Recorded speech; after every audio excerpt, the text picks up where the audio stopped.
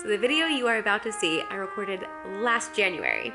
Decided not to post it then, but this information I know can really help a lot of people. We did not know where to look when we were curious about how to fill out our taxes with foster children in our home. As a disclaimer, this is not professional legal advice. Definitely look at your own state and all of the laws, but I wanted to share our experience and what we learned. So enjoy the video. Hi guys, my name is Lisa and my husband Peter and I have been foster parents to a sibling group of 3 for over 2 years, and I make weekly videos about foster care, so make sure to subscribe if you are not already. Today I want to talk to you about something that could get a little sticky, but I just want to stick to the facts and let you know how to claim your foster kiddos on your taxes as dependents. So, the reason I think that this is important is because we had to do a lot of research on our own when we were first going to claim the kiddos on taxes, and we didn't know how to do it, and we were trying to figure it out, and it was hard to find information. So I want to make a video. So if you're a brand new foster parent and you're wondering, wait, can we claim them? How do we claim them? Hopefully this video will be very informative for you. I know I'm in the state of Indiana, and so what I'll be speaking is definitely in the state of Indiana, and I think most of what I'm going to tell you is nationwide. So, if a foster child is in your care for over 6 months and 1 day, so like more than half the year. So if it's exactly 6 months, it wouldn't count. If it's 6 months and a day or beyond that, then they were with you the majority of the year, and you would be able to claim them as a dependent. Now, that's if a child is older than an infant. Say if a child was born in, let's say September, and they came to you in October, well, even though at the end of the year that child will be, about 3-4 months old, well, they were in your care for the majority of their life. And so at that point, you would also be able to claim them as a dependent on your taxes. And so when you're filling out your taxes, you have to mark whether you had a dependent living in your home or not. And so I'm always going to tell the truth. And so the answer is yes. Yes, I had a dependent living in my house for over half the year. And so, as a foster parent, then you fill that out. The reason this gets sticky sometimes is I have seen opinions online that, well, the bio parents, they may need that money more, and so you should let them, claim their child.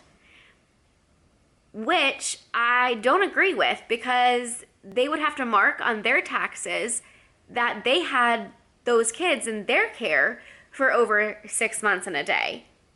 And if they do that, then you're encouraging them to commit tax fraud. So I don't think that's a very good idea. So in the state of Indiana, what we have to do is we actually have to get approval from the judge for the Social Security of the children to be released. I'm on an Indiana foster care and adoptive Facebook page, and I have seen that there are some judges that don't approve the foster parents to have the Social Security numbers, even though they've been in their care for the majority of the year. And I just think that's wrong, because then you are saying that foster parents need to commit tax fraud by marking that they did not have a dependent, when in fact they did. So it just gets really sticky. When we're now in our second season of claiming the kiddos on taxes, but in that first season it was really difficult to navigate through, because our caseworker, who has been a caseworker for many years, she said that we were like the first foster family that even asked for the Social Security numbers. And we're like, really? Like, I don't understand, like, how no one else asked for it. When we asked her, she kind of gave us a little bit of pushback, and so maybe that's why maybe people just stopped. But we're just like, no, like, let's just ask the judge, and if the judge says no, then we'll go from there. Well, the judge, did, give the social security numbers. Now, I did find out that, like, California, maybe other states, they give the social security numbers to a foster family when the kids are placed with them, which honestly is something that I feel like Indiana needs to really change, because when we were first placed with the kids, we had a medical thing, and I did not know the kid's social security number, and I was being told by the insurance that I needed to know it, and it took me like 3 days to get a hold of the caseworker, to get a hold of their person, to get the medicine for the child. It wasn't life-threatening medicine, so it really didn't make a difference. But it would have made a difference if it was a life-threatening medicine. And so it's like, are you kidding me? I don't think that information should be withheld from a foster family when they are the ones dealing day in and day out with that child. So that is the process. Now, the second part is, okay, so what if the bio family did claim the kids on their taxes? Then what happens? So if you do not claim the child first, and if bio family claims it before you, when you go to submit your taxes, if you try to do it online, they will say, I'm sorry, these social security numbers have already been used, and you're gonna need to file a different way. So if you decide to still file with that kiddo's information, then you will need to paper file and just mail it off. And that takes, a little bit longer process to work through. At that point, parents probably would already have been paid the refund.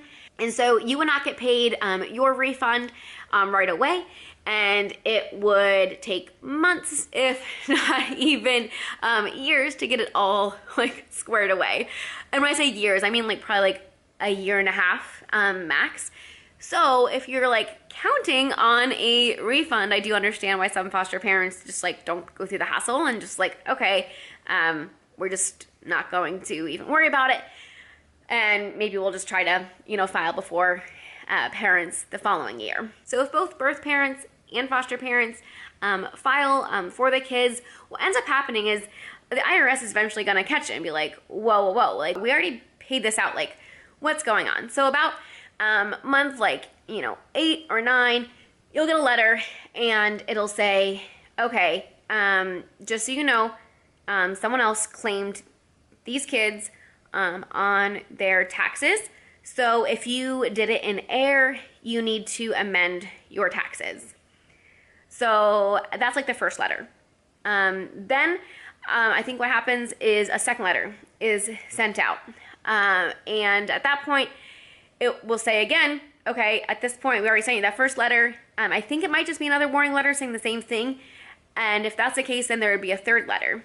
And then the third letter is, okay, show proof. And so that would just be, you submit a letter from the caseworker or from DCS.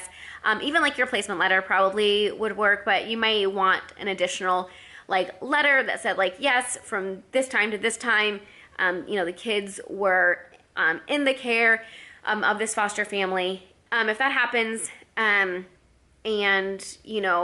birth family at that point wouldn't be able to show proof that the kids were in their care, or if they did, it'd be falsified, and I don't know what happens at that point, honestly. But eventually, whoever did get money that wasn't supposed to get money would have to pay that money back. And we did see that if someone wrongly claims a child on their taxes, that they then can't file for a couple of years. That may be old information, but that's definitely something to consider. And you don't want to wrongly claim a child, because then you wouldn't be able to claim that child for years. So basically, don't mess with the IRS. They're gonna figure out who gets the money and where the money should go. And I think the reason this is important for foster families is just because on your taxes, you want to be honest. And if those children were in your care, then that tax refund for the dependent should go to you. And it's not about who needs the money more. It's about being honest on your taxes. And so honesty is very important. It's something that we are always teaching to the kids, and we want to model that to them. So I hope that answers your questions. If you have any other questions, leave them below in the comments. I may have forgotten something. But again, the general process is, if you don't already have the kids' social security numbers, ask for social security numbers from the caseworker. If they don't give it to you, maybe your state needs judge approval. Go ahead and get that done. I would say, if the kids have already been with you for 6 months, and then maybe start that process early on.